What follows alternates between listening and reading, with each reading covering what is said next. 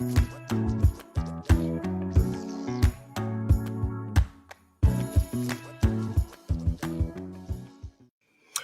welcome once again. This is the Doctor of Digital, the Doctor of Digital podcast. And the purpose of the show is to be transformative. I introduce busy business leaders to trends in business, technology, marketing your message. And this is the shortest jam-packed business podcast to introduce and highlight people you should know. Did you know the world's premier amphibious warfare force? Specializing in landing from sea to shore and fighting on land, the tough and determined leathernecks, devil dogs, and jarheads reflect the Marine Corps' identity and lasting legacy for the greatest country in the history of the world. Startups dance a delicate tango with talent retention, the thrill of the unknown, and the promise of explosive growth attract bright minds drawn to the dynamic environment and the chance to shape something new. Investing in talent retention isn't a luxury, it's a necessity. Acknowledge the emotional toll of intense work with flexible schedules and wellness initiatives. And remember, money talks, but it doesn't whisper. One question you need to ask yourself and answer today is, how do I attract and retain the best employees? During this episode, we'll discuss the changes and hot topics in startups and talent retention. Let's navigate these waters to understand these areas better and see how they can work for you. By the end of this episode, I'm going to encourage you to contact my guest, startup and talent retention expert, Gerry. Gerry, thank you for being on the show today. Welcome to the program. Thanks for taking out some time from your busy schedule. Thanks for having me. I appreciate it. You bet. Now, people are curious, of course, how did you get to this place in the first place? So tell us a little bit about your background and so that we know a little bit about what you're saying. Depending on who you ask, the answer might be bad life choices. But the straighter answer is this. I was a Marine SIG inter, fell in love with the technology intelligence world there. Post Marine Corps, I stayed on the technology path, took classes in software development and Unix and Linux administration. Gotcha. And then, funny story, I've been doing this now, for more than 25 years. I answered an advertisement in a newspaper for a junior Linux kernel engineer at a staffing agency. And in those days, I didn't even know what a staffing agency was. I just knew that they had a job that I was interested in. So I went to interview, and probably the biggest draw for me in that role, Mick, was that they offered training for the right candidate. So I get out there, drive an hour and a half to the location. In those days, we did all of our interviews in person, and discovered that the recruiter I was supposed to meet with had a personal problem and had to leave the office. The manager felt bad, interviewed me in that recruiter's stead, and 15 minutes into the interview determined that I wasn't a match for the role, but I'd ever considered becoming a technical recruiter. And that's how my journey began, something of a misadventure that, lemons became lemonade. And fast forward throughout that, I was a recruiter. I was a recruiting leader. I became a staffing salesperson. Then I became a consultant in the industry. I helped technology services and product companies to grow. Started my own management consulting company called Influence Understood, where I work with technology service and product companies in sales training and recruiter training and in management training. That job evolved into me taking senior executive roles in companies on long-term contracts, president, COO, to help them to attain a certain goal. And what I learned in doing that became the company that I now own and run, Redbeard Solutions, and the book that I wrote, Destination Employer. Now, when you make references to things like newspapers, we have to tell our audience what a newspaper is because people don't read. But I'm curious now, this is going back some time. So what would you say are some of the biggest changes that you've seen? And then also maybe this is part of what you're saying in your book too. You tell us a little bit. So what are the changes that have taken place in the field? Gosh, it might be easier to ask what didn't change. So I work predominantly in the technology space. So from a purely technology perspective, the answer is nearly everything. Yeah. I would say, though, from a business perspective, probably the single biggest change is the difficulty in attaining true connection. In Mm, an age where it's never been easier to get someone's contact information, it's right. never been harder to meaningfully engage with a person, Yeah. whether they're a candidate for a role you're trying to fill in your company or a prospect you're trying to engage with to sell them your service or your product. Hmm. That's probably the biggest thing. And that sounds like it's really an issue of communication, right? So, I mean, I'd have to agree with you. It's very difficult in what you're saying. We have this information glut, right? You can find all kind of information. That's the great thing about the internet. But is there knowledge there? Is there wisdom? But it's also very difficult to engage people in conversations because they're not accustomed to it because there's so much technology. Completely agree. I'll even take one step further back and Right. steal a phrase from my signals intelligence days. It's difficult to separate the signal from the noise. Hmm. People are inundated with messages. Heck, I spend an enormous amount of time on the LinkedIn platform, and I get just inundated with clearly AI written sales messaging from junior folks that didn't do any research to understand whether or not I'm a good prospect for them.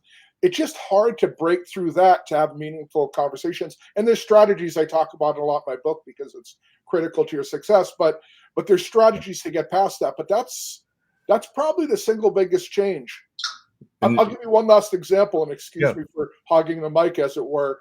But when I first started selling many, many moons ago, when the earth was young and the world was flat, my manager expected me to make at least minimum 100 cold calls per day.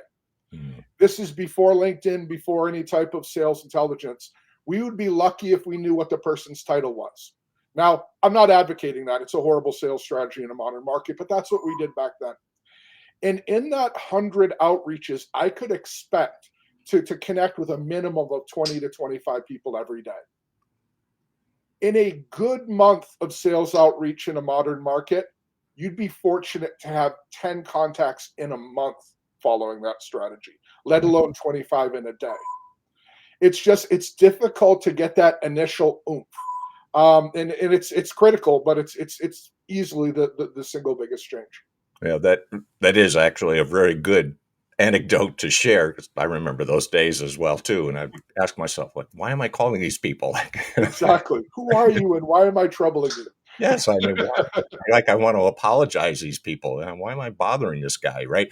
But I think it's a really important point, and it illustrates the fact of communication and being able to actually get to the right person, the decision maker, and all those things. And I agree. A lot of people will say the same thing. If you're on social media, you're going to get inundated. I mean, I can't even tell you all the people that like, why are you Sure. contacting me? There's no connection whatsoever. Like, did you do any research? Did you find out at all anything about me?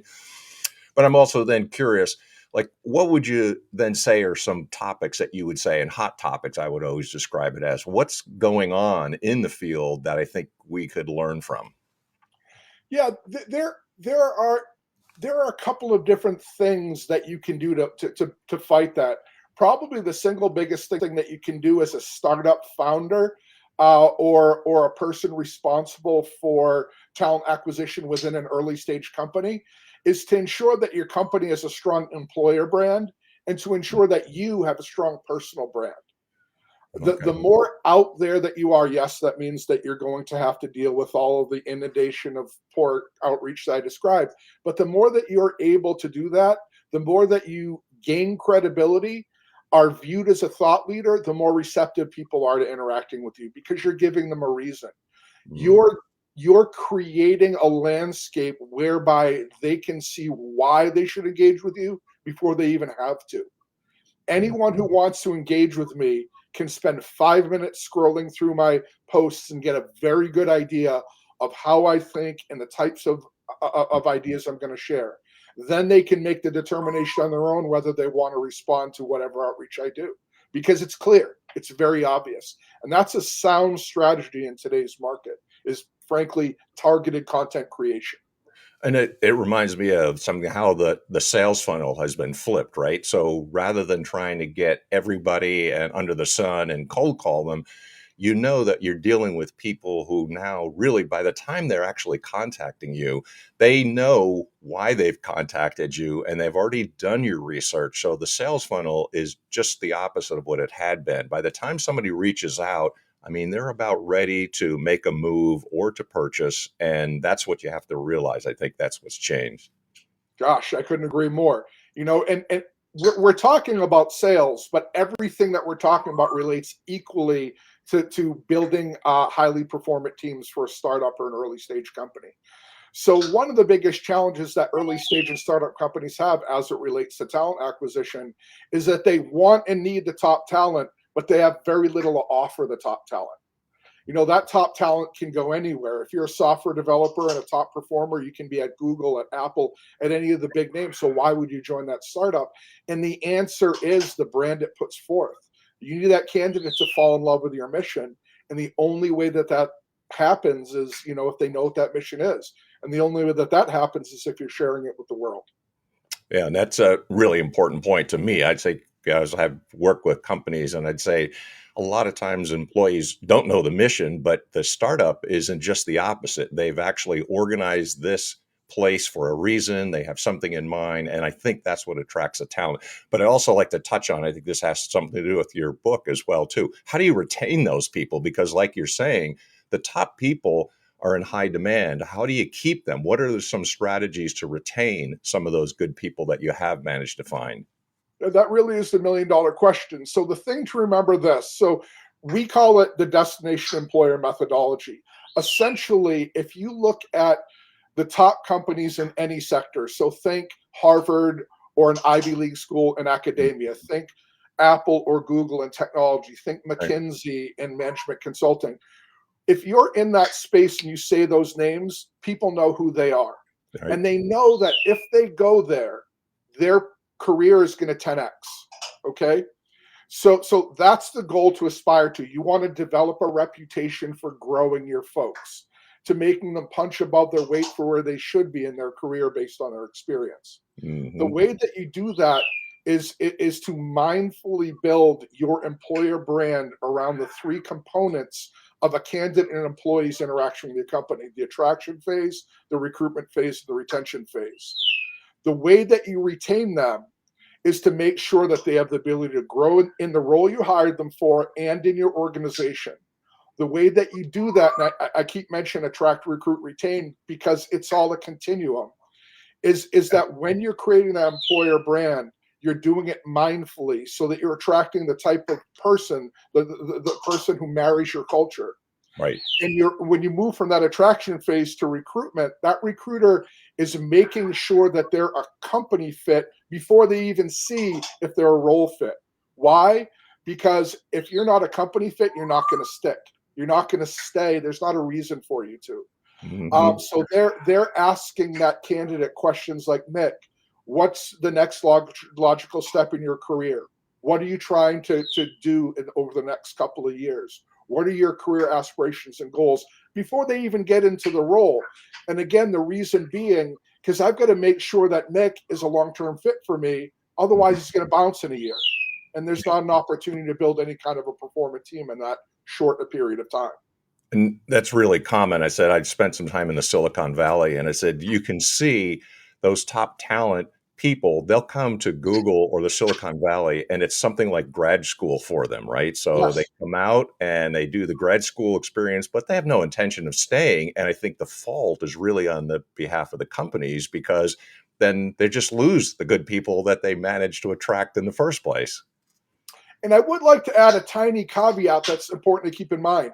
Not all roles and not all engagements need to be 10-year engagements. Hmm. Yeah. It's 1,000% okay if you need somebody for a period of time and or that person wants to be with you for a season, Yeah. as long as we're upfront about that. If I know you're here to build a tool for my company, and when the tool is done, we don't have a reason to be together, as long as I'm upfront with that, with you with that, and you understand that, there's no harm there. There's no foul.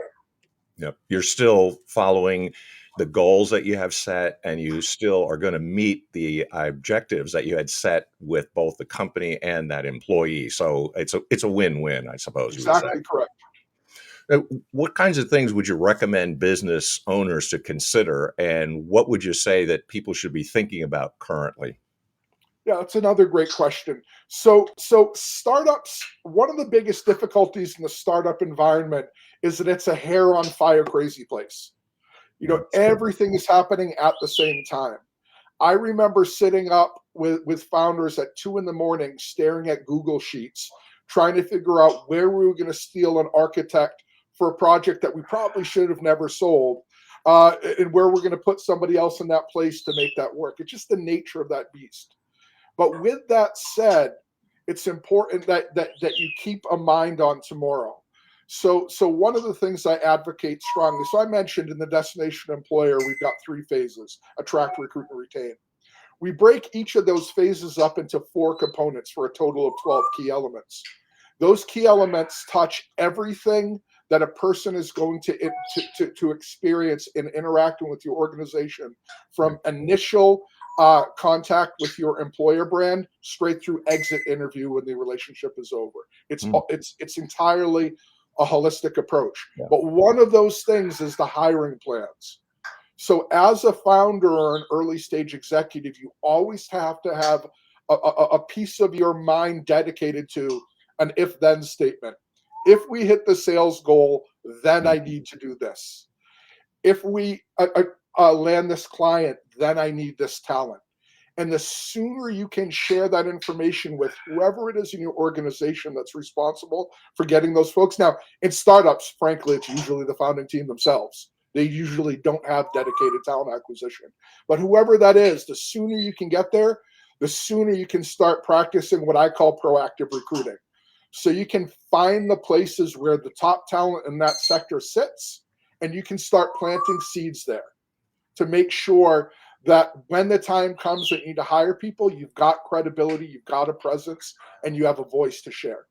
And that's why I think that's very difficult with startups. Like you say, it's the hair on fire because they know there's a lot of gaps, but they don't always know how to get those, fill those gaps because they're just putting out fires because everything's on fire, right? That's why I keep my hair so short.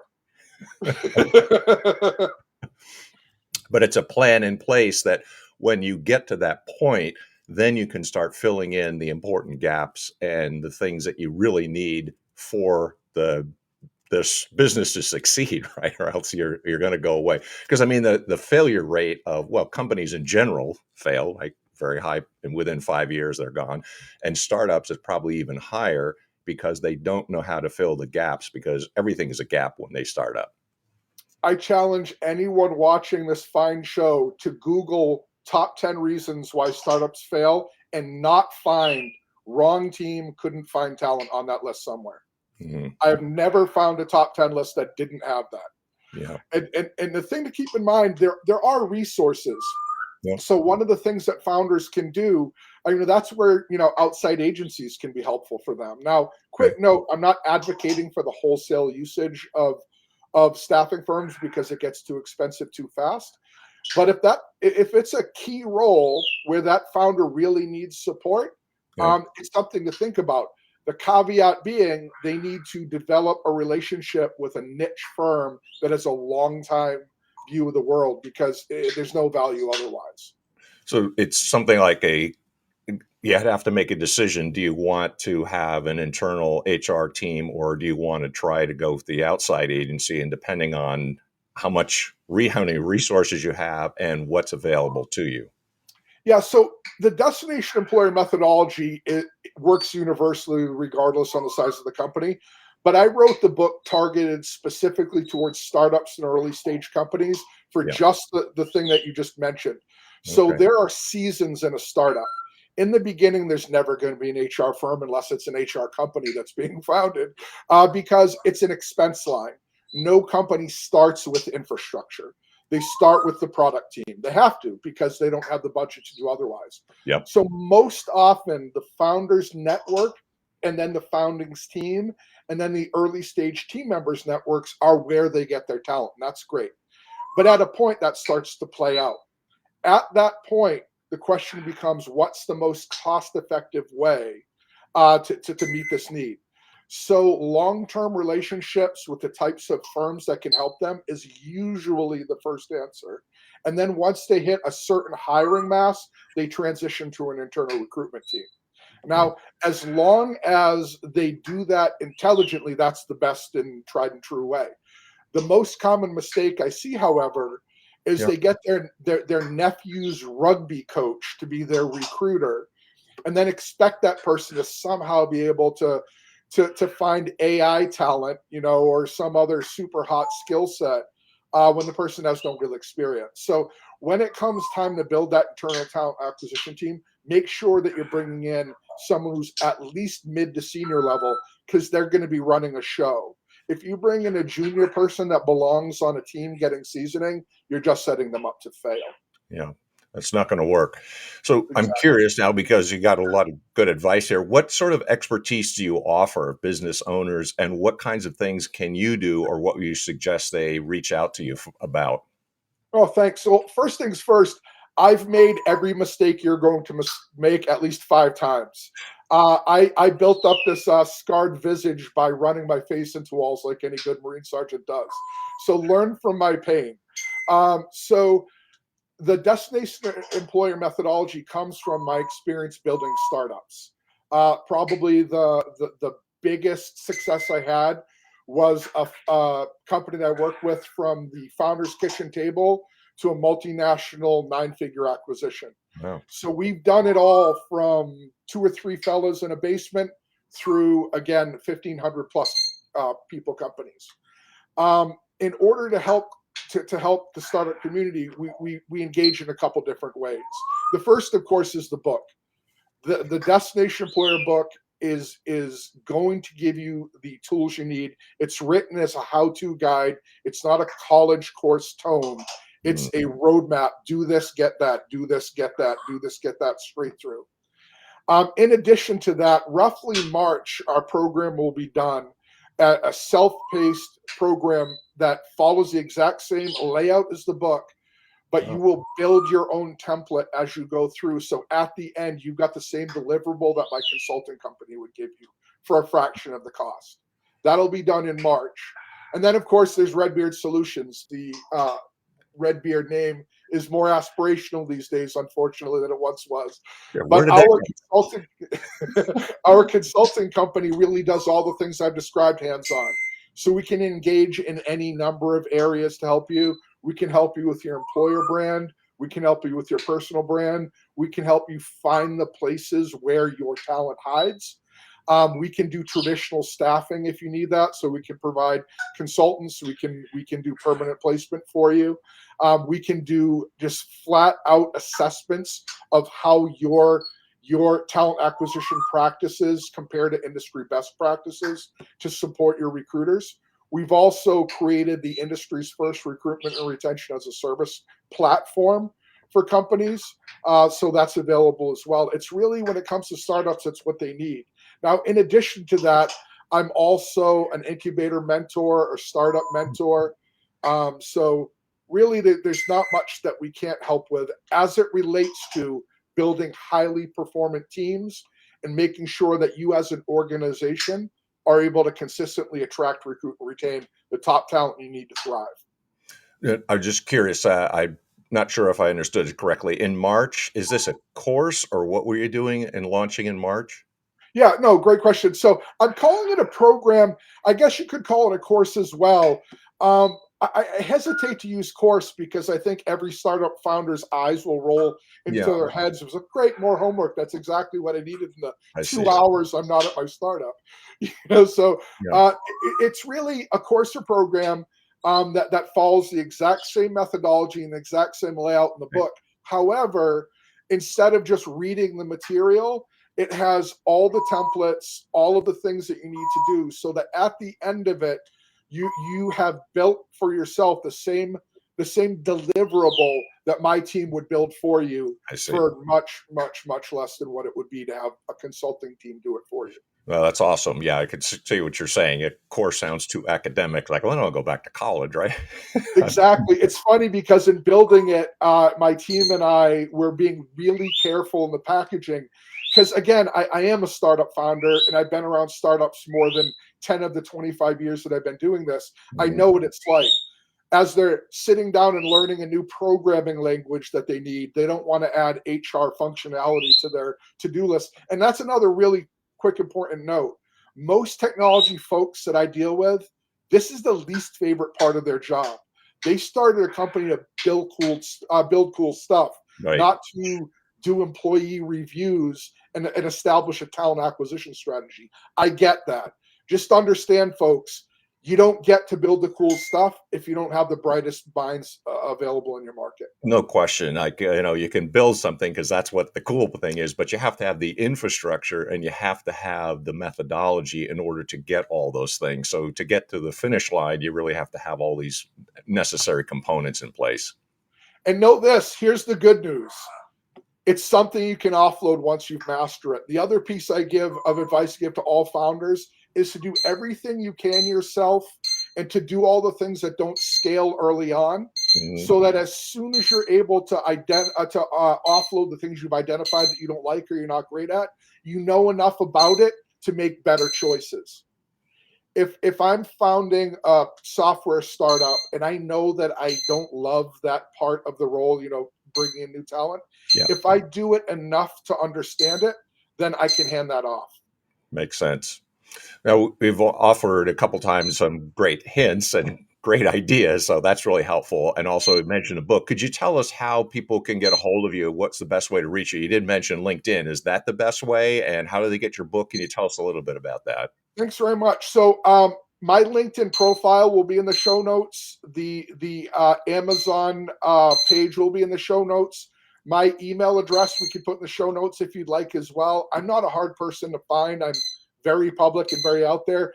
I believe my email address is still on my LinkedIn page. It's also on Redbeard Solutions website as Okay. well. So it's if you can't find me, you're not trying. Got it. you know, awesome with the tips, with the ideas, and so much of what you're saying resonates with me because way back when, around 2000, I was in a startup and it was a really eye-opening experience. So a lot of what you're saying really resonates, and hopefully it does with the audience as well too. Thank you very much for taking some time out. It was awesome, and hopefully they reach out, get in touch with you. It sounds like you can help. I appreciate it, Mick. I'm passionate about what I do. Startups are the future of our country. They are where the most people get hired, and anything I can do to support that, I'm proud to be a part of. It is the engine of the American economy, and that's what we need. Let's get that economy rolling. 100%. Thank you, sir. Appreciate your time. Take Thank care. you, Mick. Have a wonderful day. Thank you, you too.